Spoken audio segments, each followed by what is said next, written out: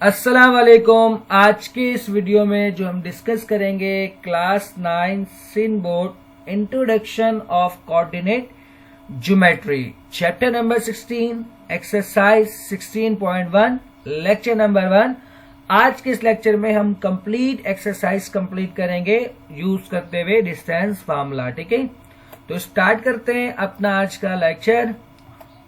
तो सबसे पहला हमारा सवाल है, using distance formula find the distance between the following pairs of points. ठीक है, दो पॉइंट आपको गिवन है, एक है -4,5 और दूसरा है 6,6। सबसे पहले आप क्या करोगे, तो सॉल्यूशन लिखने के बाद आप दोनों पॉइंट को लेट कर लो। पहले पॉइंट को आप लेट कर लो x1, y1 और सेकेंड पॉइंट को आप लेट कर लो x2, y2, यानी कि ये हो जाएगा आपका x1 और ये आपका क्या होगा y1। इसी तरह ये होगा आपका x2 और ये क्या होगा आपका y2। ठीक है, लेट करने के बाद आप यूज करो by using distance formula. Distance formula कहता है x2 माइनस x1 का whole square plus y2 minus y1 का होल स्क्वायर। अच्छी बात यह है कि ऊपर स्क्वायर है।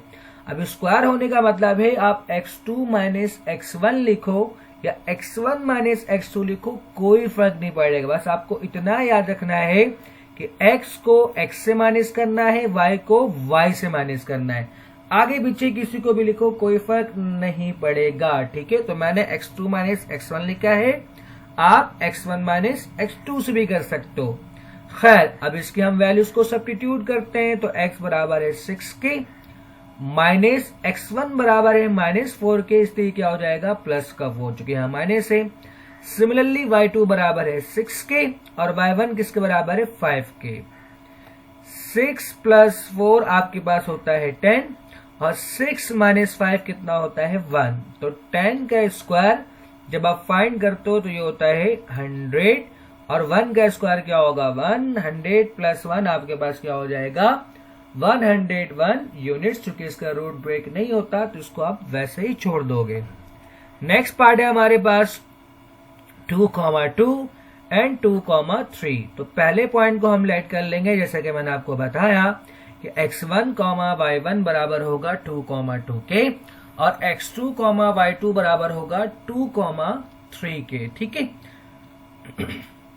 यानी कि ये x1 ये आपका हो गया y1, ये आपका x2 और ये आपका क्या हो गया y2। ठीक है, बाय यूजिंग डिस्टेंस फार्मूला, जैसे कि मैंने आपको बताया कि x को x से माइनस करना है, y को y से माइनस करना है। तो अब हम क्या करेंगे, इसकी वैल्यूज को सब्स्टिट्यूट करेंगे। x2 माइनस x1 मैंने उल्टा लिख दिया यहाँ पर। ठीक है, यानी कि x वाले को बाद में, y वाले को पहले। अच्छा बच्चे उल्टा लिखा गया, यानी कि हम ये भी काम कर सकते हैं। यानी कि आप पहले y2 माइनस y1 का होल स्क्वायर करो और फिर x2 माइनस x1 का होल स्क्वायर करो, तब भी कोई फर्क नहीं पड़ेगा। ठीक है, तो 3 माइनस 2 कितना होता है 1, 2 माइनस 2 कितना होता है 0। इसको आप सिंप्लीफाई कर लें तो आपके पास क्या बनेगा 1 और स्क्वायर रूट ऑफ 1 किसके बराबर होता है 1 के। थर्ड पार्ट है हमारे पास इसका 0,1 एंड 2,3। एक को हम लेट कर लेंगे x1, y1 और दूसरे वाले को हम लेट कर लेंगे x2, y2। ठीक है, तो x2 बराबर है 2 के, x1 बराबर है 0 के, y2 बराबर है 3 के, y1 किसके बराबर है 1 के। 2 माइनस 0 क्या होगा 2 और 3 माइनस 1 कितना होता है 2। तो 2 का स्क्वायर हमारे पास कितना होता है 4, 4 प्लस 4 हमारे पास कितना होता है 8। अब इसको भी छोड़ सकते हो और 8 को हम इस तरह भी लिख सकते हैं 2 स्क्वायर रूट ऑफ 2, क्योंकि 4 मल्टीप्लाई 2 होता है 8। तो 4 का रूट कितना होता है 2, यानी कि ये 4 रूट से बाहर आ जाएगा और ये वाला 2 रूट के अंदर ही रहेगा। नेक्स्ट पार्ट है हमारे पास 0,1 एंड 2,3। ये सेम सवाल गलती से बुक में गिवन है तो इसलिए मैंने बता दिया। अब बढ़ते हैं हम नेक्स्ट क्वेश्चन की तरफ। अगला क्वेश्चन है हमारे पास कि a, 0 and b, 0, b be the points on the axis. Find the distance between a and b when। अगर ये एक्सिस पर है, अगर मैं इसकी एक्सिस बना लूं तो सपोज करें कि ये x एक्सिस और ये हमारे पास क्या है y एक्सिस। ठीक है, तो आपको ये बात पता होना चाहिए कि एक्स एक्सिस पर y की वैल्यू क्या होती है 0, ठीक है, और y एक्सिस पर x की वैल्यू क्या होती है 0, ठीक है। जब हम ऑर्डर पेयर की बात करते हैं x, y, तो कॉमा से पहले हम लिखते हैं x को और कॉमा के बाद हम लिखते हैं y को। तो आपको a बराबर है -3 के और b बराबर है -4 के। तो सबसे पहले आप 2 पॉइंट राइट कर लो, a, 0 एंड 0, b, यानी कि ये x एक्सिस पर a और b हमारा कहां पर है y एक्सिस पर, ठीक है। डन है ये बात आपको। चूंकि आपको पता है x एक्सिस पर y की वैल्यू क्या होती है 0, तो यहाँ पर मैंने क्या किया, सेकेंड कॉम्पोनेंट को 0 लिया, और चूंकि ये y एक्सिस पर है तो y एक्सिस पर x की वैल्यू क्या होती है 0, इसलिए मैंने फर्स्ट कॉम्पोनेंट को 0 लिया, ठीक है। अब a बराबर है -3 के और b किसके बराबर है -4 के। अब पुट कर दो, बाकी सेम काम है आपका बाय यूजिंग डिस्टेंस फार्मूला। अब वैल्यूज को सब्स्टिट्यूट करोगे और इसका आंसर क्या आ जाएगा आपके पास 5 यूनिट्स। सेम काम, a इक्वल टू -9 और b इक्वल टू 6। जैसा कि मैंने आपको बताया कि a आपका कहां पर है x एक्सिस पर और x एक्सिस पर y की वैल्यू क्या होती है 0, यानी कि सेकेंड कॉम्पोनेंट को हम 0 लेंगे। इसे b आपका कहां पर है y एक्सिस पर, तो इसको हम क्या लेंगे, फर्स्ट कॉम्पोनेंट को हम क्या लेंगे 0। तो a बराबर है -9 के और b आपका किसके बराबर है 6 के, यानी कि बाय यूजिंग डिस्टेंस फार्मूला आपने डिस्टेंस फार्मूला बनाया और इसकी वैल्यू फाइंड कर ली, ठीक है। सेम काम हमारे पास, अब a बराबर है 3 के, b बराबर है 4 के।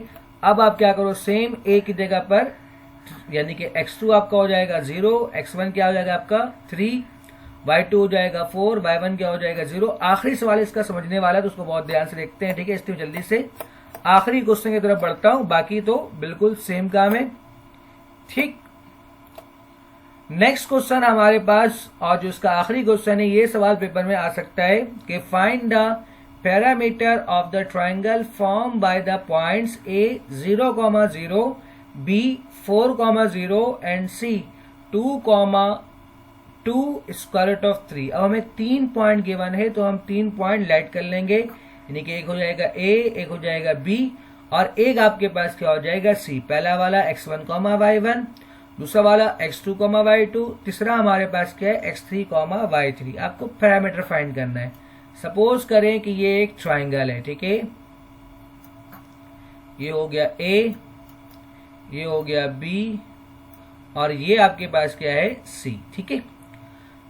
पैरामीटर का मतलब होता है सम ऑफ ऑल साइड, यानी कि हमें तीनों साइड को क्या करना है, सम करना है, ठीक है। यानी कि एक डिस्टेंस हमारे पास क्या होगा a से b तक, एक होगा b से c तक और एक क्या होगा a से c तक, यानी कि हम ये 3 डिस्टेंस यहां पर क्या करेंगे, फाइंड करेंगे, जिस तरह आप डिस्टेंस फाइंड कर रहे हो, और आखिर में जाके इन तीनों को सम कर देंगे। तो पहले हम क्या फाइंड कर रहे हैं, by using distance formula for ab, यानी कि हम a से लेकर b फाइंड कर रहे हैं। a से लेकर b फाइंड करने का मतलब है ये हमारा है x1, y1, ठीक है, बहुत ध्यान समझिएगा। ये हमारा है x2, y2 और c जो है हमारा वो क्या है x3, y3, ठीक है।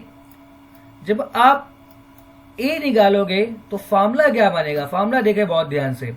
जब a b हम निकालेंगे तो मैंने आपको बताया था x को आप x से माइनस करोगे, y को आप y से माइनस करोगे, भाई किसी को भी आगे पीछे लिखो कोई फर्क नहीं पड़ेगा। तो a b का फॉर्मूला यहां मैं शो कर सकता हूं कि x2 minus x1, y2 minus y1 का होल स्क्वायर। तो ये क्या बन जाएगा a b का फॉर्मूला। जब आप bc निकालोगे तो यहाँ x3 है और x2 है, तो bc फाइंड करने के लिए हम x3 माइनस x2 करेंगे या x2 minus x3। Similarly y के साथ भी यही काम होगा, यानी कि y3 माइनस आप क्या करोगे y2 का होल स्क्वायर, सही। जब आप AC निकाल लोगे तो AC का मतलब है a का मतलब x1, C का मतलब क्या है x3, तो इसका मतलब यहां पर क्या होगा x3 माइनस x1, ठीक है। और सेम काम आप किसके साथ करोगे, y के साथ, यानी कि y3 माइनस y1, ठीक है। अब बढ़ते हैं सिम्प्लीफाई की तरफ। सिम्प्लीफाई तो फिर आसान से आप वैल्यूज को सब्स्टिट्यूट करो तो आपके पास ए बी किसके बराबर हो गया 4 यूनिट्स के, ठीक है। फिर हम क्या निकालेंगे 4bc। अब वहां से वैल्यूज को सब्स्टिट्यूट करो सवाल से देखते हुए और जो आपका BCB है वो किसके बराबर हो जाएगा 4 यूनिट्स के। सिमिलरली फॉर AC भी आपके पास किसके बराबर आएगा 4 यूनिट्स के। हमने तीनों डिस्टेंस निकाल लिया, तीनों किसके बराबर आया 4 के। ये एक इत्तेफाक है, ठीक है, तीनों सेम आया है। जरूरी नहीं है कि ये तीनों सेम आए। तीनों सेम आने का मतलब है ये कि जो आपको ट्राइंगल गिवन है ये बेसिकली इक्विलेटरल ट्राइंगल है, ठीक है। खैर, तो अब हमें पैरामीटर निकालना है, तो हम क्या करेंगे, इन तीनों को सम कर दोगे, तो 4 + 4 + 4 ये आपके पास हो जाएगा 12 यूनिट्स। उम्मीद करता हूं कि आपको लेक्चर समझ में आया होगा। वीडियो देखने के लिए शुक्रिया। अल्लाह हाफिज।